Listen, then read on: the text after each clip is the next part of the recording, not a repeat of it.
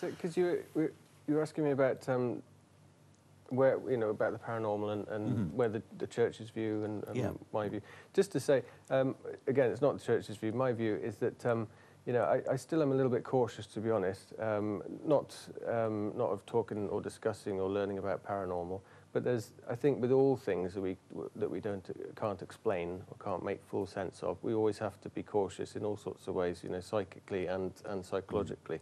And I think anybody in the sort of paranormal or pagan worlds would say that, you know, be aware, you know, and if you're going to go dabbling, if you like, be trained, you know, go with someone that you can respect and admire, blah, blah, blah.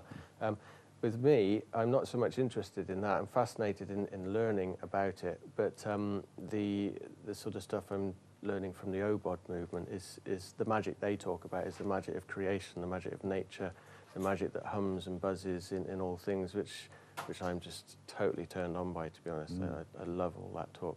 But it's early days for me. So absolutely. This type of magic, we'll go back to sleight of hand against eye, because it is possible, isn't it, for people to think they've seen something, which in fact is purely an illusion. Yeah. And hopefully you're going to give us a demonstration of that sort of concept. There's all sorts of things happening. Now, I've got to be careful that I don't get kicked out of the magic circle, because I can't, obviously I can't give away any tricks. And there are tricks that obviously all magicians use, you know, in magicians as illusionists.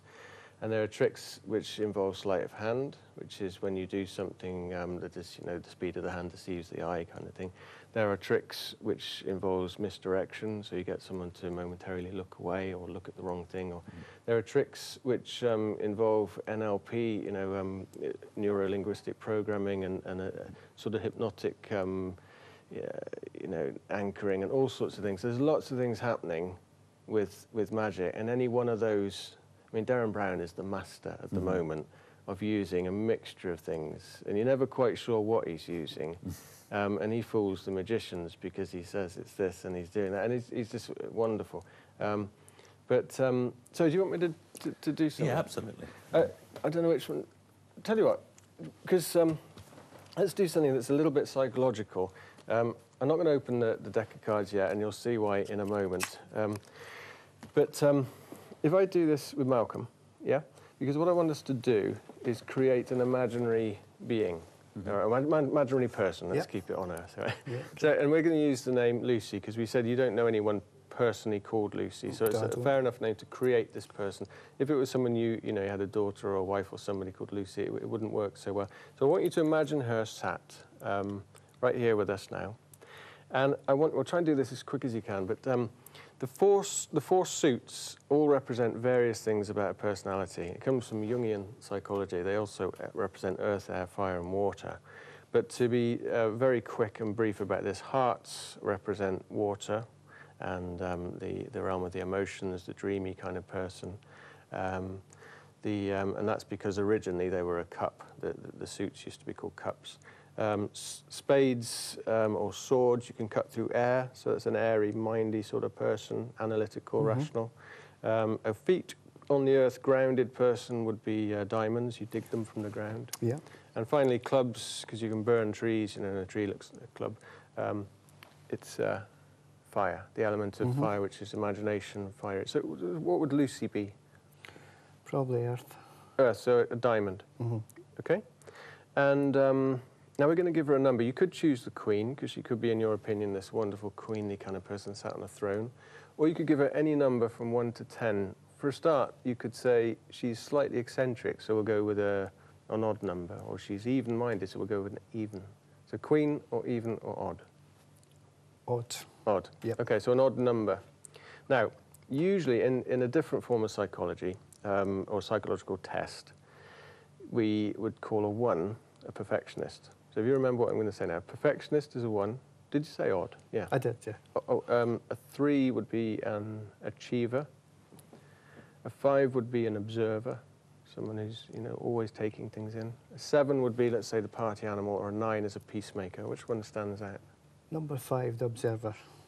So she's definitely a 5 of diamonds. I would normally do this a lot longer and kind of enjoy explaining a bit about those particular personality types. But you see, these cards, there's one, it doesn't matter, it's a different one.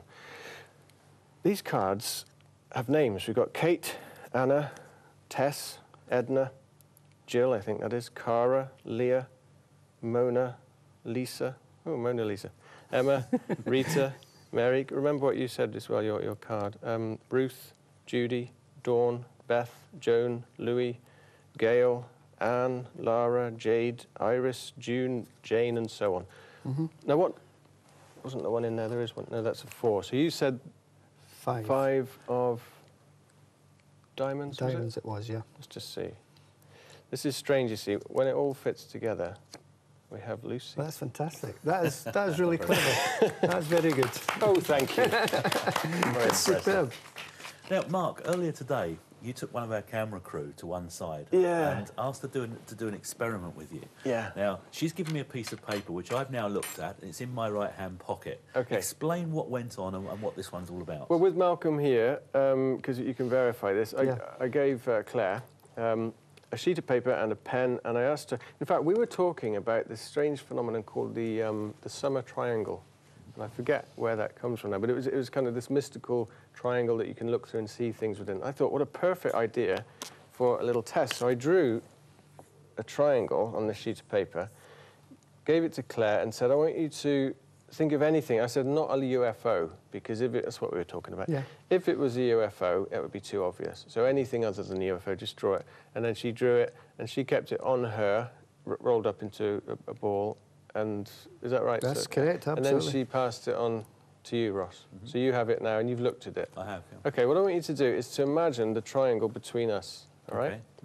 And imagine, first of all, in fact, don't say anything. I'm going to try and get something from you, but I'm just going to say animal, vegetable, mineral.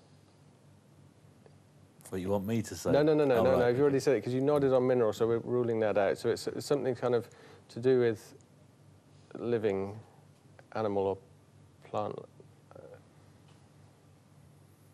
OK. Try and see the object. I'm doing this deliberately. See the object, now you're making... OK, I'm going to go with this. I don't know. I hope so. This might tie in with you, actually. What's your star sign? Cancer. Cancer is a water sign, yeah? If you remember, I said water goes with hearts. This is a heart, wasn't it? So look. Is that right? I'm hoping I'm right. Was it right? That's fantastic. That's really good. That is excellent. So there's that kind of stuff. Now, he didn't know what she was drawing on that piece of paper. I can vouch for that. Absolutely. And I was trying to put him off, because when he was saying, you know, think of this, think of that, I was thinking of a circle. The thing is, I don't make any claims to be psychic. I actually think probably everybody is psychic in a certain way. That wasn't a demonstration of that. That's a demonstration of what we do as an illusionist or a mind reader. And it's great fun, because what it does is it cracks open that overly analytical left brain and gets us now asking questions, which is wonderful. And that's why I think magic and magic are related. They're not polar opposites, like some people think. Now let's just discuss magic for a moment, because when you look at magic from, say, the magic circle, from an illusionist point of view, it's a set of tricks, many of which we'll have seen before on telly, some better than others. Whereas pagan magic, Obod, will refer to magic, as you said, being the land, the wonder of the land and things around it. Natural magic is actually out there, it does happen, but how does this reflect on what you do, and what's the difference between these two kinds of magic? I think what this does is the same as being, I don't know, if you imagine walking through a beautiful forest and seeing a fountain, when you get time stands still, you get that experience of, oh my gosh, you know, what is this about? Natural magic relates to this, which is in a sense phony magic. But what it does is it actually triggers the same part of our mind, which is just that awe, that wonder, that enchantment. I mean, a perfect example of magic that every human being, at least most adults do anyway to their children, is Father Christmas. You know, they set up the illusion, and it is an illusion. Oh, you mean it's an illusion? They create this beautiful magic which occurs for 8 to 10 years in a child's life. And what they're doing is they're giving that child that sense of wonder, enchantment, which is the same sense that we get when we see that mystical, the moon or the clouds or whatever else that turns us on. So what it does, I think, is it opens us up to the magic of nature and to the magic that is that indefinable something which is just there.